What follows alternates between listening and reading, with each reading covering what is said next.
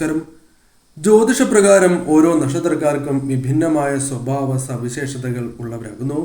ഓരോ നക്ഷത്രക്കാരും സ്വഭാവത്താൽ മറ്റ് നക്ഷത്രക്കാരിൽ നിന്നും വിഭിന്നമായ സ്വഭാവങ്ങൾ പ്രകടിപ്പിക്കുന്നവരാകുന്നു. എന്നാൽ ചില യോഗങ്ങൾ ചില നക്ഷത്രക്കാർക്ക് ഒരേപോലെ വന്നു ചേരാം. അത്തരത്തിൽ ചില സ്ത്രീ നക്ഷത്രക്കാരുടെ ജീവിതത്തിൽ വന്നു ചേരുന്ന ദുരിതപൂർണമായ ഒരു അവസ്ഥയെക്കുറിച്ച് പരാമർശിച്ചിട്ടുണ്ട്. അതായത് ചില നക്ഷത്രക്കാരായ സ്ത്രീകൾക്ക് വിധവായുഗം പരാമർശിച്ചിട്ടുള്ളതാകുന്നു. ഈ ഫലങ്ങൾ പരാമർശിക്കുന്നത് പൊതുഫലപ്രകാരമാകുന്നു. അതിന്റെ അർത്ഥം ഈ പരാമർശിക്കാൻ പോകുന്നതായ സ്ത്രീ നക്ഷത്രക്കാർ ഏവർക്കും ഇത്തരത്തിൽ സംഭവിക്കണം എന്ന് നിർബന്ധമില്ല. കാരണം ഓരോ നക്ഷത്രക്കാരുടെയും ജാതകം വ്യത്യസ്തം തന്നെയാകുന്നു. അതിനാൽ തന്നെ വ്യത്യസ്തമായ ജാതക ഫലത്താൽ ഇവരുടെ ജീവിതത്തിൽ ഇത്തരത്തിലുള്ള ദോഷഫലങ്ങൾ ഉണ്ടാകണം എന്നില്ല. പൊതുഫലത്താൽ മാത്രം പരാമർശിക്കുന്ന കാര്യങ്ങളാണ് എന്ന കാര്യം ഓർക്കേണ്ടതായിട്ടുണ്ട്. അഥവാ ഇത്തരത്തിലൊരു ദോഷമുണ്ട് എങ്കിൽ തീർച്ചയായും വിവാഹത്തിൽ പൊരുത്തം നോക്കുന്നതായ അവസരത്തിൽ ഈ കാര്യങ്ങൾ മനസ്സിലാക്കുവാൻ സാധിക്കും എന്ന കാര്യവും ഓർക്കുക. എന്നാൽ ഏതെല്ലാം നക്ഷത്രക്കാർക്കാണ് ഇത്തരത്തിൽ വിധവായോഗം അഥവാ പൊതുഫലത്താൽ മാത്രം വിധവായോഗം പരാമർശിച്ചിട്ടുള്ളത് എന്ന് ഈ വീഡിയോയിലൂടെ വിശദമായി തന്നെ മനസ്സിലാക്കാം. ഇവർ ചെയ്യേണ്ടതായ പരിഹാരത്തെക്കുറിച്ചും ഈ വീഡിയോയിലൂടെ പരാമർശിക്കുന്നുണ്ട്. ആ പരിഹാരങ്ങൾ തീർച്ചയായും മറക്കാതെ ചെയ്യുവാൻ നിങ്ങൾ പ്രത്യേകം ശ്രദ്ധിക്കുക. തിങ്കളാഴ്ച നടത്തുന്ന ശിവപൂജയുടെ ഭാഗമാകുവാൻ ഈ നക്ഷത്രക്കാർ പ്രത്യേകം ശ്രദ്ധിക്കുക. നിങ്ങളുടെ പേരും ജന്മനക്ഷത്രവും കമന്റ് ബോക്സിൽ രേഖപ്പെടുത്തുവാൻ ശ്രമിക്കുക.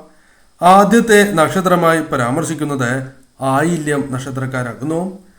ആയില്യം നക്ഷത്രക്കാരെ സർപ്പങ്ങളുമായി ബന്ധപ്പെട്ട് പരാമർശിക്കുന്ന ഒരു നക്ഷത്രം തന്നെയാകുന്നു. നാഗദേവതകളുടെ കടാക്ഷമുള്ള നക്ഷത്രക്കാർ തന്നെയാണ്. എന്നാൽ വിവാഹവുമായി ബന്ധപ്പെട്ട് നോക്കുകയാണ് എങ്കിൽ ഇത്തരത്തിലൊരു യോഗം പൊതുഫലത്താൽ മാത്രം ഇവരുടെ ജീവിതത്തിൽ വന്നു ചേരാം എന്ന് തന്നെ പറയാം. എന്നാൽ ജാതകപ്രകാരം വിഭിന്നമായ ഫലമായിരിക്കും. എന്നാൽ പൊതുഫലത്താൽ ഇത്തരത്തിൽ ഒരു ദോഷം ഇവർക്കുണ്ട് എന്ന കാര്യം ഓർക്കേണ്ടതായിട്ടുണ്ട്. മറ്റൊരു നക്ഷത്രമായി പരാമർശിക്കുന്നത് തൃക്കേട്ട നക്ഷത്രമാണ്. തൃക്കേട്ട നക്ഷത്രക്കാർക്കും തൃക്കേട്ട നക്ഷത്രക്കാരായ സ്ത്രീകൾക്കും ഇത്തരത്തിൽ പൊതുഫലത്താൽ മാത്രം ഇങ്ങനെയൊരു യോഗം, അതായത് വിധവായോഗത്തിന് സാധ്യതയുണ്ട് എന്ന് പരാമർശിക്കാം. എന്നാൽ നിങ്ങളുടെ ജാതകപ്രകാരം ഇങ്ങനെയൊരു ദോഷമില്ല എങ്കിൽ തീർച്ചയായും നിങ്ങൾ ഭയപ്പെടേണ്ടതായ യാതൊരു സാഹചര്യവുമില്ല. ആ കാര്യം പ്രത്യേകം ഓർക്കുക. മറ്റൊരു നക്ഷത്രമായി പരാമർശിക്കുന്നത് രോഹിണി നക്ഷത്രമാണ്. രോഹിണി നക്ഷത്രക്കാരായ സ്ത്രീകൾക്കും പൊതുഫലത്താൽ ഇത്തരത്തിൽ ഒരു ദോഷകരമായ ഫലമുണ്ട് എന്നത് വാസ്തവമാകുന്നു.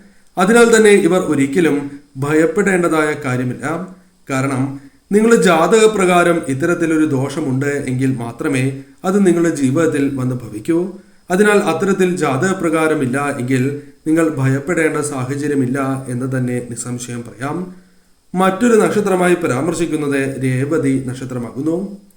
രേവതി നക്ഷത്രക്കാരായ സ്ത്രീകൾക്കും ഇത്തരത്തിൽ ഒരു ദോഷഫലമുണ്ട് എന്നതാണ് വാസ്തവം. അതിനാൽ തന്നെ ഈ നക്ഷത്രക്കാരായ സ്ത്രീകൾക്കും വിധവായോഗമുണ്ട് എന്ന് തന്നെ നിസ്സംശയം പറയാം. പറയുന്നത് പൊതുഫലപ്രകാരമാണ് എന്ന കാര്യം ഓർക്കുക. മറ്റൊരു നക്ഷത്രം അത്തം നക്ഷത്രമാണ്. അത്തം നക്ഷത്രക്കാരായ സ്ത്രീകൾക്കും വിധവായോഗമുള്ള നക്ഷത്രക്കാരാണ് എന്ന് പറയാം. ഇത്തരത്തിലുള്ള ദോഷം അവരുടെ ജീവിതത്തിൽ വന്ന് ഭവിക്കാവുന്നതാണ്. മറ്റൊരു നക്ഷത്രം തിരുവാതിര നക്ഷത്രമാകുന്നു. തിരുവാതിര നക്ഷത്രക്കാർക്കും ഇത്തരത്തിൽ ദോഷകരമായ ഒരു ഫലം ജീവിതത്തിലുണ്ട് എന്ന് തന്നെ പറയാം. പറയുന്നത് പൊതുഫലപ്രകാരമാണ്. ജാതകത്തിൽ ഇത്തരത്തിലൊരു ദോഷഫലമില്ല എങ്കിൽ നിങ്ങൾ ഭയപ്പെടേണ്ട സാഹചര്യമില്ല. മറ്റൊരു നക്ഷത്രം ചിത്തിര നക്ഷത്രമാണ്. ചിത്തിര നക്ഷത്രക്കാർക്കും ഇത്തരത്തിൽ ദോഷകരമായ ഒരു ഫലം വന്നു ചേരുവാനുള്ള സാധ്യതയുണ്ട്. പൊതുഫലത്താലാണ് എന്നതിനാൽ തന്നെ ഇവർ ഭയപ്പെടേണ്ടതില്ല. ജാതകത്തിലുണ്ട് എങ്കിൽ മാത്രം നിങ്ങൾ വളരെയധികം ശ്രദ്ധ പുലർത്തുക. മറ്റൊരു നക്ഷത്രം അവിട്ടം നക്ഷത്രമാകുന്നു. അവിട്ടം നക്ഷത്രക്കാർക്കും ഇത്തരത്തിൽ ഒരു ദോഷഫലം പൊതുഫലത്താലുണ്ട്.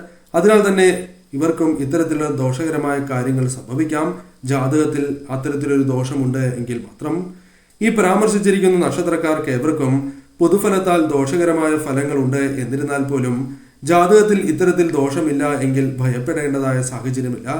ഈ നക്ഷത്രക്കാർ തീർച്ചയായും ചെയ്യേണ്ടതായ ചില പരിഹാരങ്ങളുണ്ട്. ആ പരിഹാരത്തെക്കുറിച്ചാണ് ഇനി പരാമർശിക്കാനായി പോകുന്നത്. ഇവർ തീർച്ചയായും നിത്യവും അടുത്തുള്ള ദേവീ ക്ഷേത്രത്തിലും ശിവക്ഷേത്രത്തിലും ദർശനം നടത്തുന്നത് ഏറ്റവും ശുഭകരമാണ്. നിത്യവും ദർശനം നടത്തുവാൻ പരമാവധി ശ്രമിക്കുക. ഇനി അഥവാ നിങ്ങൾക്ക് അതിനുള്ള ജീവിത സാഹചര്യമില്ല എങ്കിൽ തീർച്ചയായും മാസത്തിൽ 2 തവണയെങ്കിലും ദർശനം നടത്തുക. നിങ്ങളുടെ ജന്മനക്ഷത്ര ദിവസം പ്രത്യേകിച്ചും ദർശനം നടത്തുവാൻ മറക്കാതിരിക്കുക.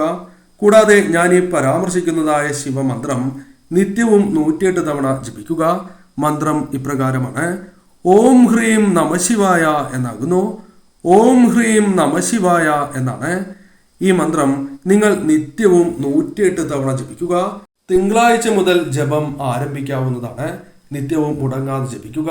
എന്നാൽ ആർത്തവമുള്ള സമയത്ത് ജപിക്കുവാൻ പാടുള്ളതല്ല. ആർത്തവം കഴിഞ്ഞ് ജപം തുടരാവുന്നതാണ്. അത് മുടക്കമായി കണക്കാക്കുന്നതല്ല. അതിനാൽ തന്നെ നിത്യവും ജപിക്കുവാൻ ഏവരും പ്രത്യേകം ശ്രദ്ധിക്കുക.